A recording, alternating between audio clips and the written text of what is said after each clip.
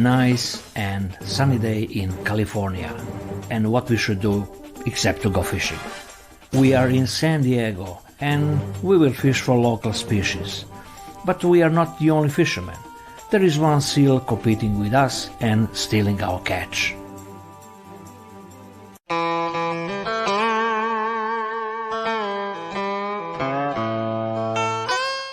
Do you think that the best fishing is in Asia, or Caribbean, Florida, or Central America? No, you are terribly wrong. The best fishing is where fishing is forbidden. Today we are in San Diego in California and we are enjoying great sunny day with Bob Woodard, local fishing doyen, his fishing buddy Bill the Master, and our friend and cameraman is Stuart Edmondson, producer of the TV show X-Corp. At the beginning of our angling adventure, we tried fishing from the sharp rocks in San Diego Bay, but not luck at all. Fish is not biting. So we decided to move to the spot where tons of fish is packed like sardines. However, fishing is not allowed. Fishing is forbidden. It is so easy. So let's start catching them one by one.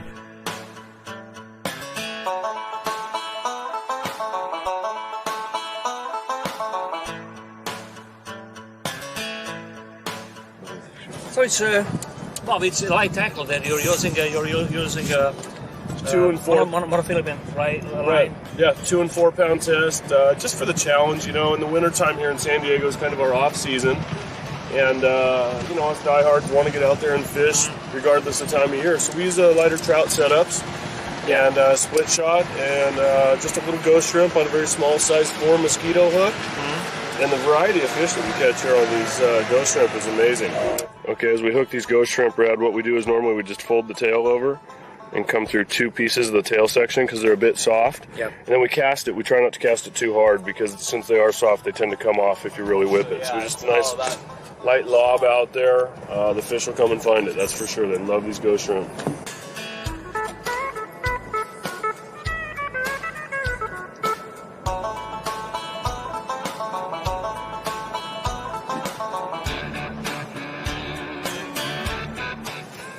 Oh, fish is on. Look up. That's nice.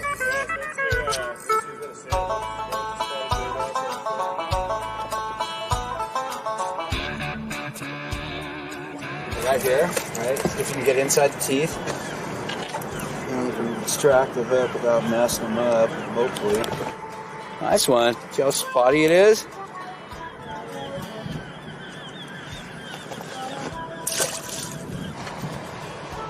Bob said that there is a variety of fish here. Oh, there is a fish over there.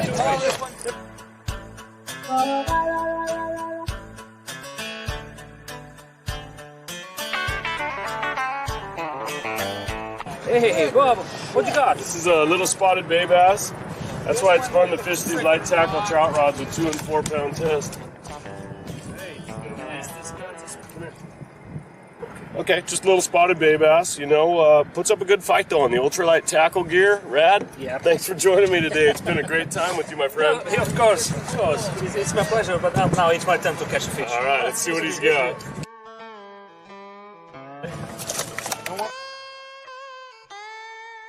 I like to promote to people when they release fish not to just throw them into the ocean, throw them head over heels. Get down there, give the fish a fair chance. That's why you caught it. If you're not going to eat it, then release it with style. You know, get it back in the water and don't be throwing it around or disrespecting it. You know, it's real important for the breeding potential of these bass that we catch here all the time. And I think it makes better fishing.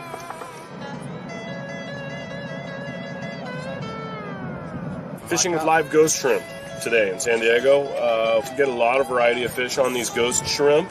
We catch shortfin corvina, we catch the California corbina, we catch all kinds of croaker, sargo, perch, bass, all kinds of stuff, halibut. It's like a candy bait. It's very similar to fishing a squid for larger fish. Oh, there we go on bit right. Now this, if I was fishing in my boat, I would put this guy right back down for bait. Jack smell. the halibut here in the bay. Really enjoy these jack smelt. Unfortunately, I'm not in my boat. I don't have a big hook or a big rod, so we're just going to let this guy go and release him. Right after I say don't throw fish back. Unless they're jack smelt, then do whatever you want. Just don't do that to bass.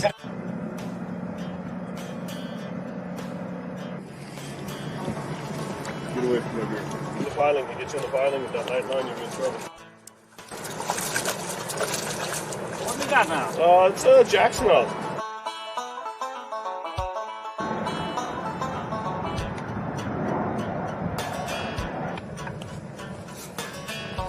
Fishing here in San Diego is quite interesting, quite productive. Definitely here because it is fishing is forbidden here. That's the reason. That's the reason fish is biting like mad. Probably they never experienced any lures, any baits.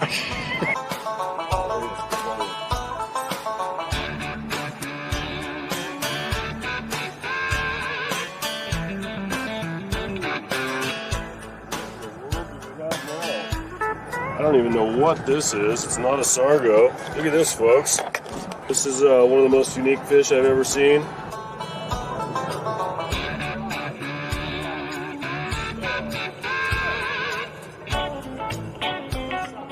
Bill lost his bait again.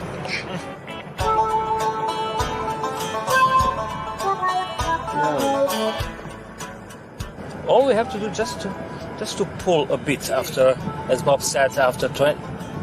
Oh, it's a fish over there. It's a big one.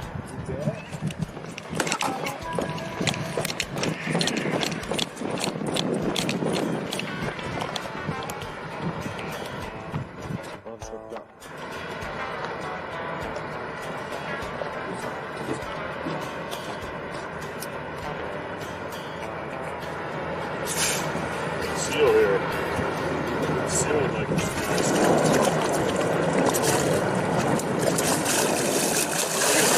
Did you get it? Did you get that? That was great. Did you get that? What's up? Just giving my buddy the seal there. Yeah, let me get the light on you and give me. Well, what just went on there? Well, I just saw the seal coming through. I figured he might want that jack smelt for lunch, so what comes around goes around. Hopefully he'll leave me alone when I hook a big yellowtail at La Jolla this summer. So back to you, Radomir. What's going on? It took me only 10 seconds, and here's a prize.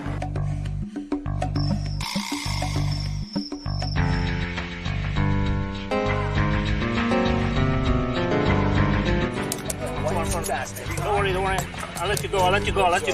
Oh, come on. Finish this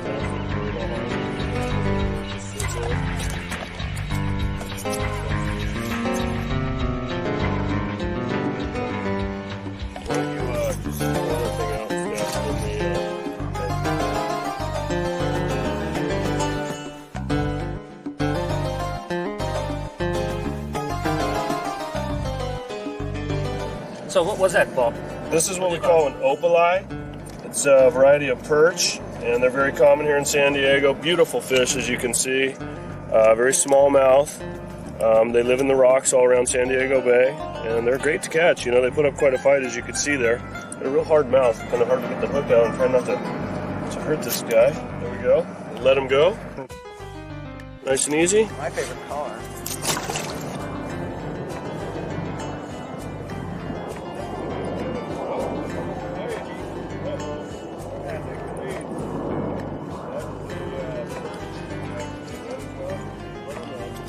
What is this one? This is a California star perch. A little more rare, not as common as the opali or the buttermouth perch, but a great, fight. And, on trout tackle, it's all great. They really do pull hard on 2-pound tests, and it's good times. Good variety of fish we catch here in the bay. Oh, great. Okay. You're gonna probably cut the hook off because his mouth is so small. Like I said, release the style.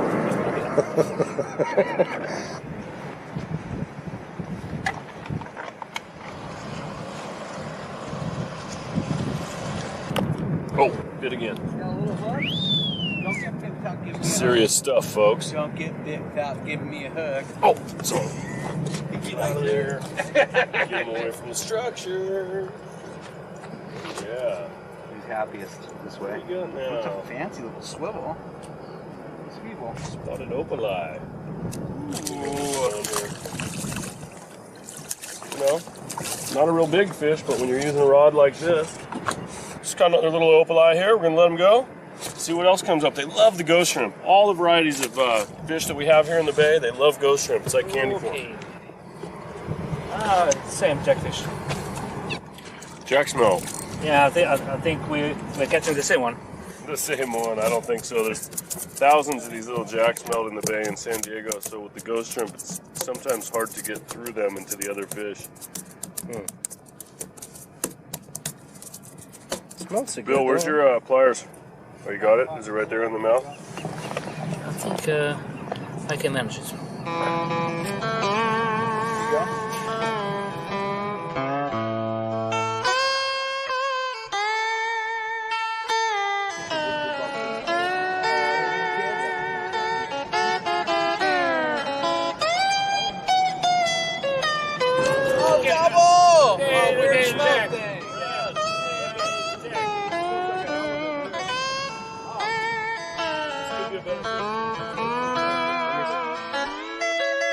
Okay, that's fine. That's fine. I got it. Go ahead. But I think Bob is calling something very, very big. You know, could be a halibut. Oh, it's a little bat red. Oh, Well, that's another species. Another type of fish. oh, This is it's a stingray actually, so you don't want to get too close or let it get you. Hey, But a ghost shrimp? it is a stingray. it looks that funny atmosphere is rising minute by minute. Certainly some refreshments help, such as cold beer from the nearby restaurant. Nothing like fishing with good friends. So I don't know, Bob. I think we are not making a good advertisement for Bill, you know, because he's a fisherman and he drinks beer. I mean, there was things for women. Oh, come on. There's got to be a woman out there for Bill. We'll search the world. We're going to look all around the whole world. We'll find him one. If you like to fish and you like to drink beer and you can cut fish, beautiful woman, I think that about sums it up, right? She should be a fisherman as well. Gotta as be a drinking fisherman, beer. yeah. His advertisement was seeking new wife with boat. Please send photo of boat.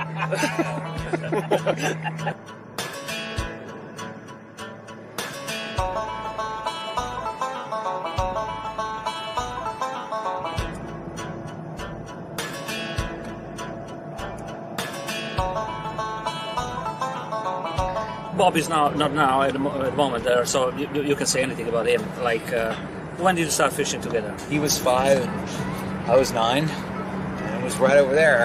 And probably At the San Diego Marlin Club. We were kids. He's always been pretty aggressive. and probably you were a better fisherman. Oh, of course, then I was 9. He was 5. Things have changed since. Boy, he's become quite the fisherman. I still think I'm better.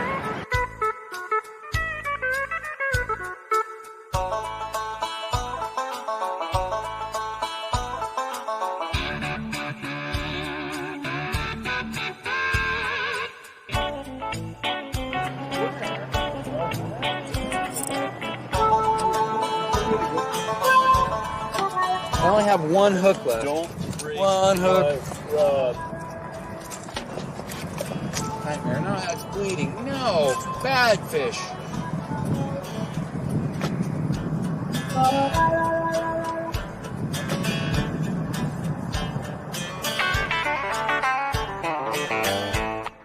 One fish bites, time passes very fast. Of course, the same refreshments are speeding up the clock. Get her done. It is a good shot, though. Oh, look at this. Look at this, Stu. Look at it. It's Hit it right here. Oh, look at that. Oh, God. That's what we call wide open jack. Well, Unbelievable. that's right. That was good. Catch and release. That's how we roll. Right on. It was live for San Diego, catching and release. Life or Immediately. death, man. Did you see that thing? Was giant. It was bigger than a great white shark, I swear. Yeah. I'm your witness. No problem. I'm your witness. Right. Okay. Talking about fishing and beer, we are heading for a moment to a very small brewery in Idaho, and we'll discover a special bond between beer and fishing. Trust me, there is a connection. Hi, I'm Penny Pink. I own Portneuf Valley Brewing. I'm also the brewer here, janitor, and just about everything else. Understand this show is all about fishing. One of my favorite things about fishing is it's a great opportunity to go drink some good beer. All right, follow me and I'll show you how some of the brewing process is done.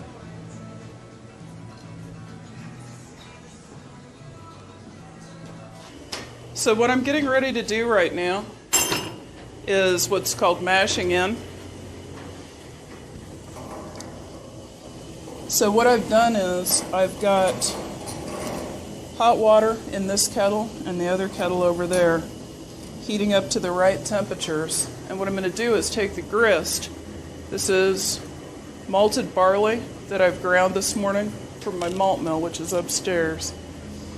So I've crushed all of that malted barley, and I'm getting ready to mix that in with the hot water. And the heat from this hot water mixed with the grist will activate enzymes that are in the grain and convert the stored starch in the grain into sugars. Typically what I produce is about 100 gallons per batch, and I brew 3 to 4 times a week.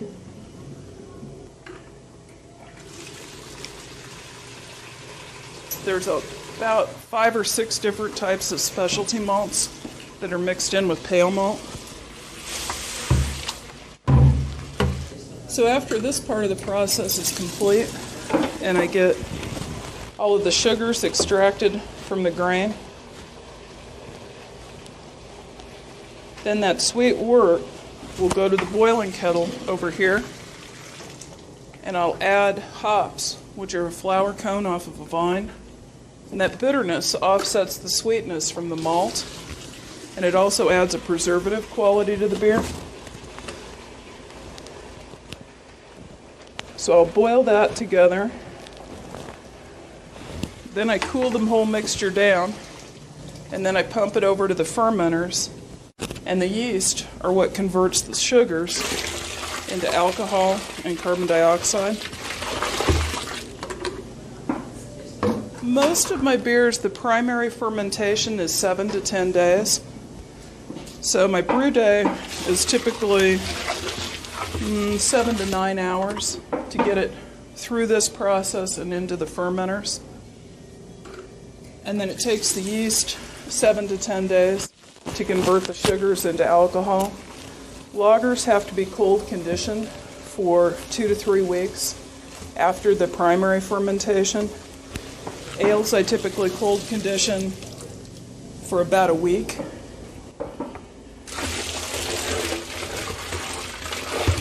So start to finish, you're looking at 2 to 4 weeks for a batch of beer. Yeah, I like beer. Good stuff. We have 8 different beers in production at any time. Sometimes more, but I only have 8 taps to put them on. So I brew everything from really light beers to really dark black beers. This was supposed to be my husband's hobby. He's an engineer and physicist. And he blew up a batch of beer all over his power tools in the garage. And he said, "Look, woman, you're the one with a degree in biology and chemistry. You brew the beer."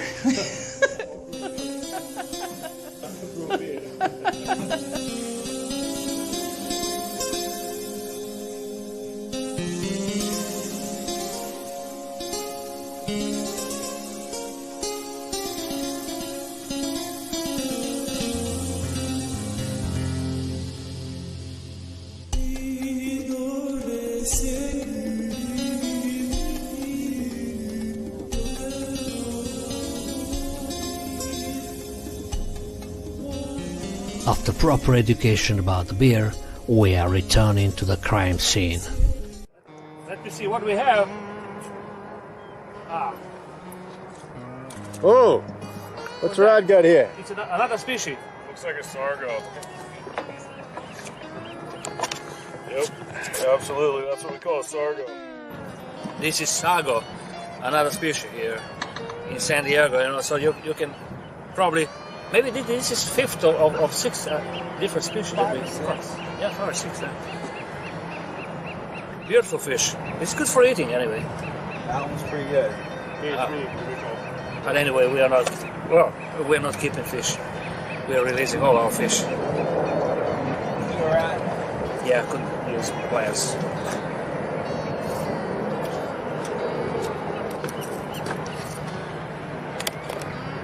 He swallowed a lot.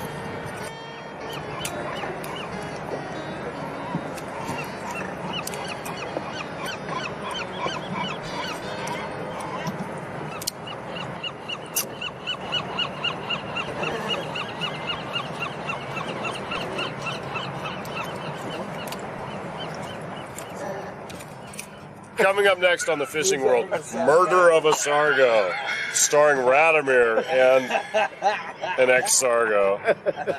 Radomir ruined the fish. This movie should be aired only after midnight. Don't be afraid. Yeah. Don't let your children watch.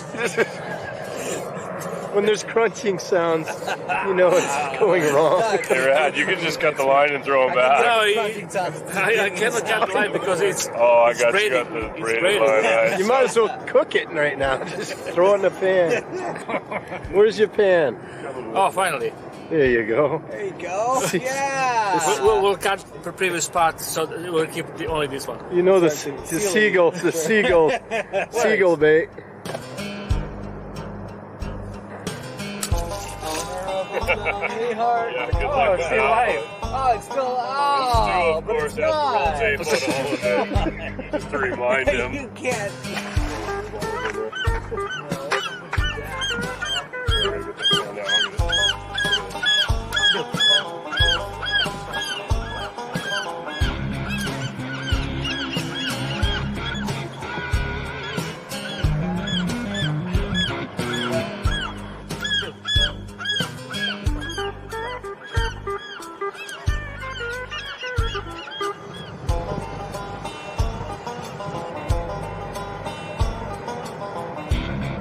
One beautiful sunny day in San Diego is ending. 4 great fishing buddies will continue with fishing. If talking about fishing in nearby bar is still part of our fishing adventure in San Diego. So Bob, what's happened with your fish? It became the seal's lunch. Oh gosh! I was going to let it go anyways, but he decided he'd rather have it for lunch, so... Oh God! So you have a lot of seals That here. looks like a white Quite a few sea bass. seals, yeah. We didn't have much say in the subject. You know, I left it in the water just for a moment. I was reaching for my pliers, and seal's a little aggressive. If you hadn't noticed, You want to go back and slow mo that shot for the people, Red?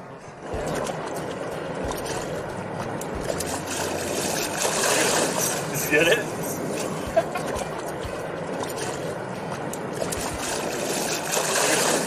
Did you get it? Did you get that? That's great.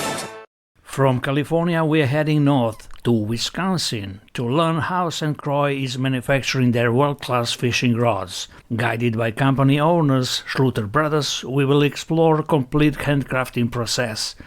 Later, equipped with brand new rods, we will try to catch wildest fish in North America, the muskie. See you next time when you grow up to 60 pounds.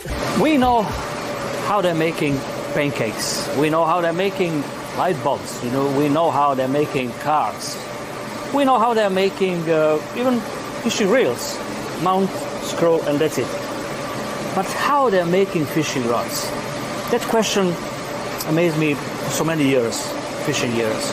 And that's the reason why we are here in north part of Wisconsin, in a small but beautiful place, beautiful town, Par Falls, where the latest company in the world making fishing rods is based. The leader is St. Croix. And I'm going to introduce you two brothers who are president of the company St. Croix. Okay, let's go. Hi, Jeff. Hello, Radomir. Good to Nice see to you. meet you. Hi, Radimir. Hi, Dave. How are you? So, this is Jeff. This is Dave. Hello. Vice President of the company St. Croix. In fact, the company, family company, absolute family company. 3 brothers and a sister are owning the company. That is correct. And oldest brother Paul is not with us. Paul's fishing today. Oh, here, great. Lucky one. Lucky one. He's really lucky one. Could you tell us how the process begins? I mean, is there any secret that you can tell us? Dave, you're the engineer. Well, it starts with the blank. That's where we put our heart and soul into the design and manufacturing of the blank. That's what makes St. Croix unique from every other ride maker. We all buy guides from the same guide maker, and the cork comes from the same cork maker, but design and manufacture of the blank is what sets us apart. So simple, but you're making best rods for almost 60 years. Next year you will celebrate 60 years history of the company.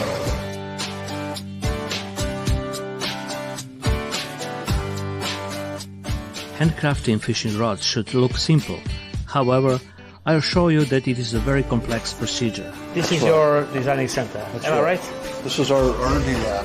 Yeah, and everything starts from here. That's right. This is where the designs begin. First, they have to design a rod and then to start actual manufacturing. This is the carbon fiber raw material fabric as we purchase it. There's different, even though they all look the same, there's different grades of material. They're color-coded so that we can tell them apart.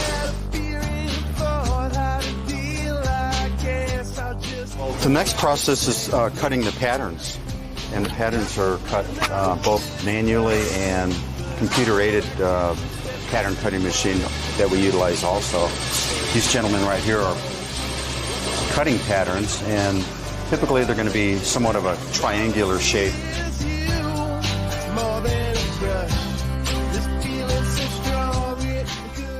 At St. Croix, they put steel rod and wrap it with graphite pattern. Next process is wrapping it with very thin transparent tape in order to keep the graphite pattern compact.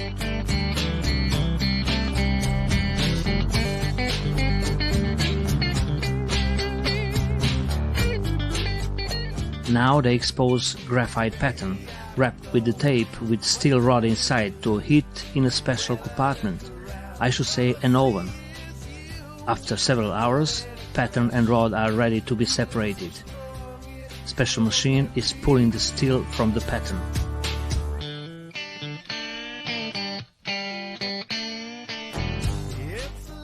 Finally, the transparent tape did a good job and needs to be detached from the pattern. Now we have the very first basic shape of the fishing rod.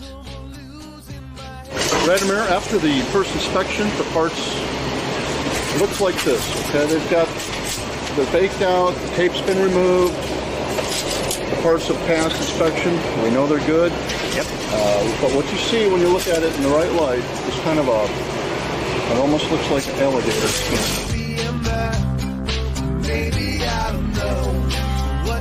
Radimir, I'd like you to meet Charlie. He's our standard operator. Nice to meet you. Nice to meet you. Charlie's just getting ready to run an order. He's in the process of setting up the equipment. And just to make sure that he's got that piece of equipment set up properly, he's going to take a couple of diameter measurements on it. Mm-hmm. We want to make sure we don't remove too much material.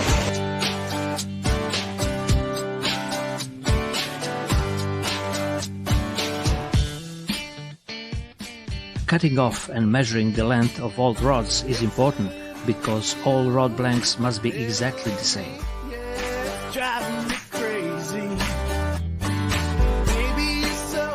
Now they use a kind of sandpaper to remove a bit of a pattern surface because later they will have to bond a cork handle.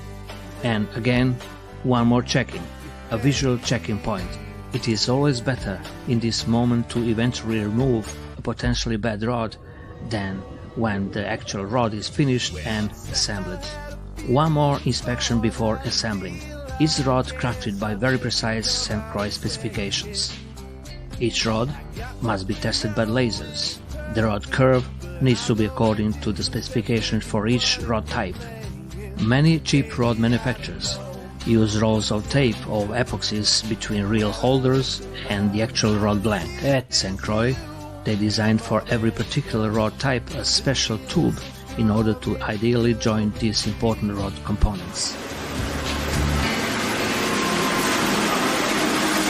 Vladimir, what you're looking at here is a special step we take as well. It's a sub-assembly of reel seats. We use a little bit extra precision on the reel seat assemblies, knowing that that part of the rod takes a lot of stress.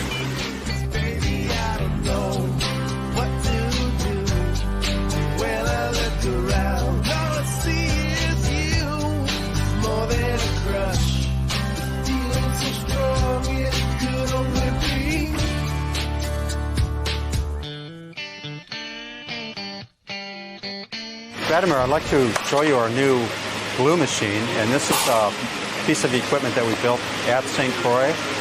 It allows us to put a real precise, equal measurement of glue on each handle.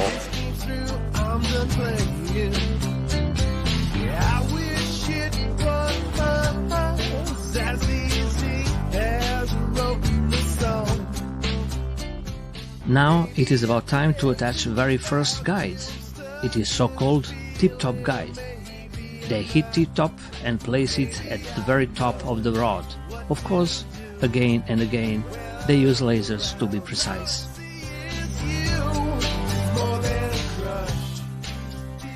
Attaching other guides comes next. There are 8 to 12 guides depending on rod type and rod length. First, they need to mark it and then to assemble the guides. Again, they have to check it several times if everything is according to the basic rod design from the very beginning of our story.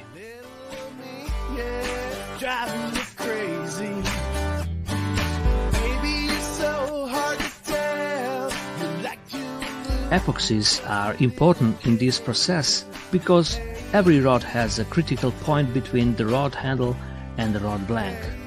There is a process in rod handcrafting that cannot be accelerated. All epoxies and glues must be dried very, very slowly. It takes days before it is completed and can be lifted from these rotating holders. And finally, the rod is finished, but not yet. This is the area, Vladimir, where the rod officially becomes the St. Croix when we put the label on. Vladimir, this is our 5th and final inspection, and as you can see at this stage, we don't employ any of the high-tech tools that we use upstream, like the lasers and whatnot. We still rely on the operator's eye at this point. We do that for a reason. We don't want to be tricked by a piece of equipment. We still want that rod to look as it should.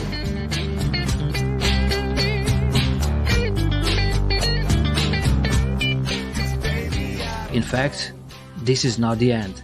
Every day in St. Croix they choose one rod and test it on this unique machine.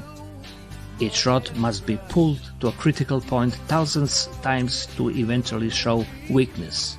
If so, they will completely stop making that rod type and redesign it.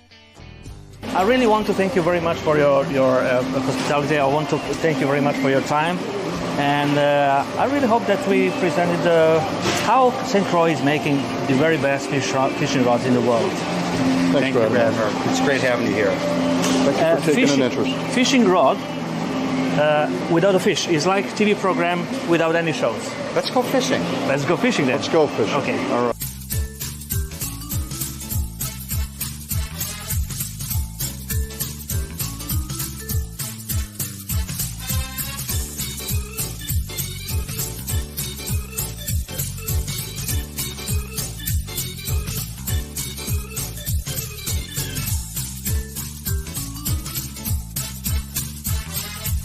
We came to the right spot. We hope so. Well, I hope so. Your friend and your employee brought us here.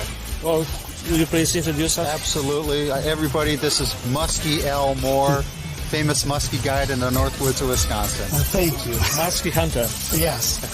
Okay, where we are, Al? We're in Boot Lake right now in Springstead, Wisconsin. what we can catch except minnows? Minnows, well, we're going to try for muskies today, and hopefully we can get a few of them to come up and bite. This weather's not the best, but you can't catch them sitting on the couch, so we've got a good chance at some nice muskies today, and there are some northern pike in here, and we've been known to catch a walleye or two on the smaller bait, so we'll see. Well, let's go hunting. Let's go.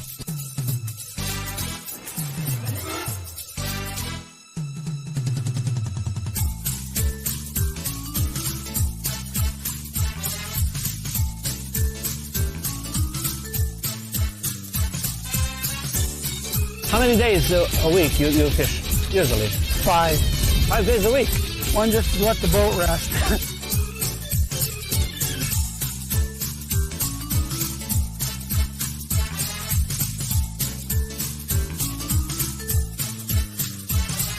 Here is a muskie.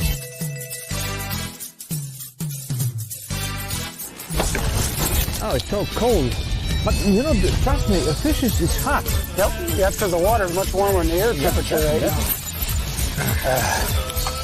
Well, anyway. There you go. What's the estimated weight of this fish? Like 5-6 pounds? About 5-6 pounds. Yeah. Yep. I was right. Okay. Bye. See you next time. The muskellunge is also known as the muskie or muskinonge. They are large, relatively uncommon freshwater fish of North America exclusively.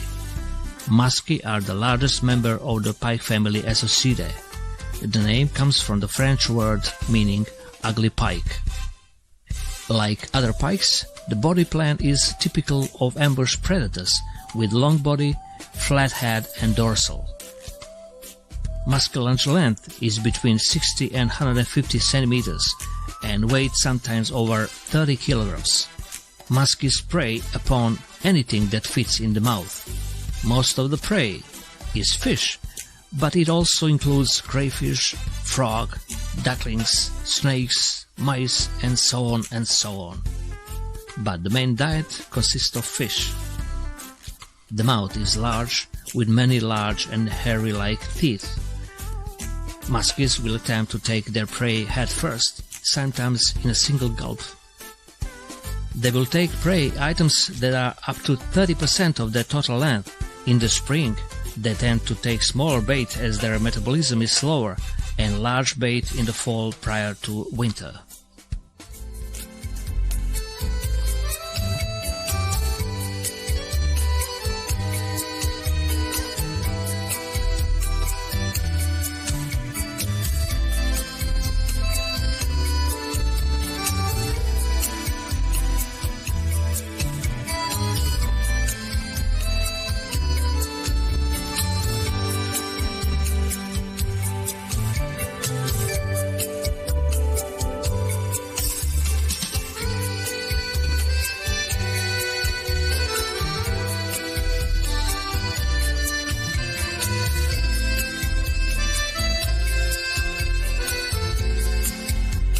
Hey, good morning.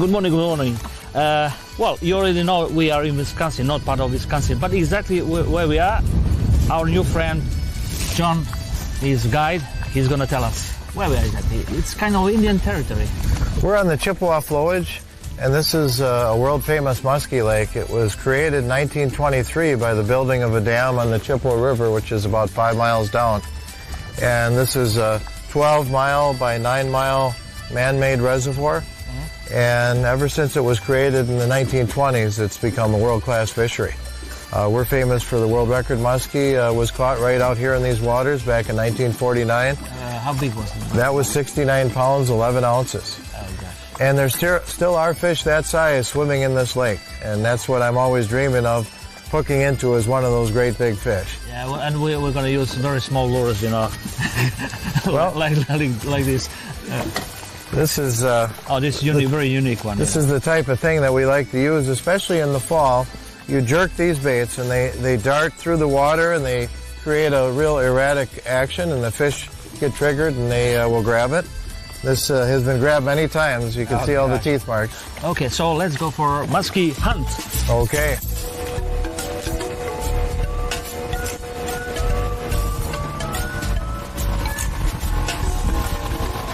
Why did you choose this spot particularly? This is a good fall spot. This is a big deep lake basin right here. It's 35 feet deep. All the deep water comes right up to here, and there's a nice shallow bar with stumps and weeds right here. So the fish will come up out of the deep and will hang up on the edge of this bar. So the edge of the bar is good, and then the shoreline is a deep shoreline. Yeah. It's a rock wall that drops into the lake. And that's the secret with fishing, is knowing the structure. Yeah. Wherever you're fishing, you want to know what's under the bottom of the lake or under the water, Yeah. so you can fish it productively and not waste time. Oh, great.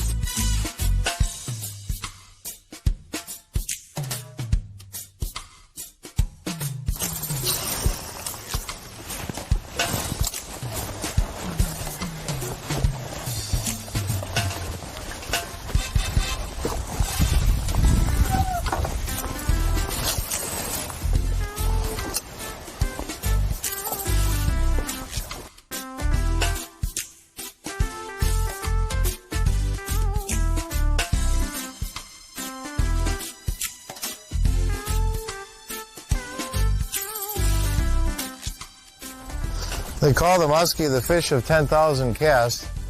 Sometimes it seems like that. Other times they're hitting and you can get 2 and 2 casts. So they're very unpredictable fish.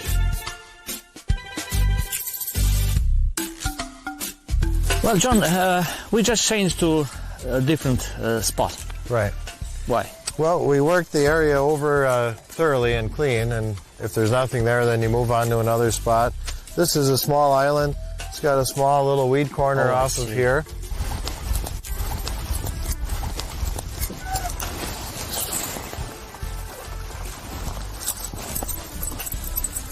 I caught a muskie on this spot once in 1980 that was photographed for an ad for the state of Wisconsin, and the ad was actually seen in Time Magazine, Newsweek, Harper's, Atlantic Monthly. So as far as I know, that's probably the most widely seen muskie ever in the world, as far as in print. Do you have a feeling that each muskie has his own territory? So he's moving just a bit around the territory to shallower or deeper water? Now, muskies migrate a lot. They travel around. Each of these spots is kind of like favorite restaurants to a muskie, you know, and kind of like us, you know, we'll travel around, we'll stop in at a restaurant, we'll eat, and then we'll move on. The next day we might end up at a different restaurant.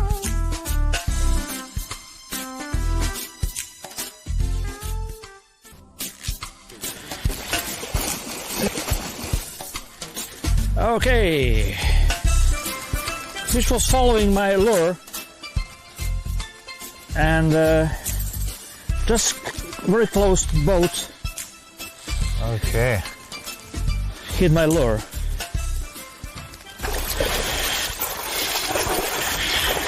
Beautiful. Ah, it's not bad at all. Good job. We got him! We got him! Hey! All right, congratulations. You're buying the beer. This is handmade by a friend of mine, Marvin Eisenbaum. And Marvin is a guide in Kentucky. Yep. And he makes these, he calls them muskie dusters. And I want to give this as a gift to you. This is bait you caught your muskie on, so you have to keep that. Congratulations. Looks like about 35-inch. Oh. Now be careful if he flinches, throw him out in the water. Don't let him fall in the boat. Okay, goodbye. See you next time when you grow up to 60 pounds. There he goes. Look at that. Okay. Congratulations, Rod. Thanks Good very job. much. Thanks All very right. much. A successful day on the water. Yeah, definitely. And I have to highlight with this fantastic, really fantastic, world-class St. Croix rod. St. Croix, 3-piece St. Croix rod. That handled the fish beautifully. Yeah, did you see? I think it was partially the angler, though, too. Well, just a bit. Yes. Just a bit. All right. Oh, that was great. It's always fun. You get to ring the muskie bell, too. We have a tradition at the resort. When you catch a muskie, you ring the muskie bell, and you let everybody at the resort know a muskie was caught. Where is the bell? At the resort. Oh, I see. Okay.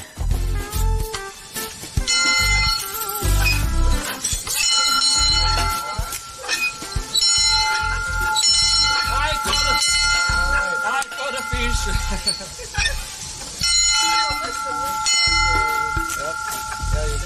job.